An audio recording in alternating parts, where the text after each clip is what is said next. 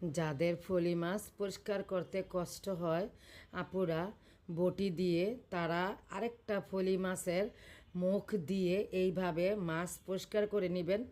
অনেক সহজ হয় আপুরা। আমি কিন্তু এটা আমার মায়ের কাছ থেকে শিখেছি। আমার মা এইভাবে করেছে আর আমি দেখেছি। যখনই আপনার ভাইয়া ফলি মাছ আনে তখন আমি এইভাবেই পরিষ্কার করে নিই। বটির থেকে তাড়াতাড়ি দ্রুত পরিষ্কার হয় এইভাবে ফলি মাছ কুটে নিলে। আসলে এই ভিডিওটা যখনই আসছে মানে 3বার আমার ডিলিট করতে হয়েছে, খালি ডবল মানে কথা আসছে। এই লাস্ট ভিডিও অংশটা 3বার ডিলিট করেছি, 3বার কথা বলেছি। এবার হচ্ছে 4র্থবারের মতন ভয়েস দিচ্ছি। জানি না ডবল কথা আসবে কি না। আবার দেখা যাচ্ছে কাইন মাস্টারটা উল্টো এসেছে, আর কিছুই করার নেই।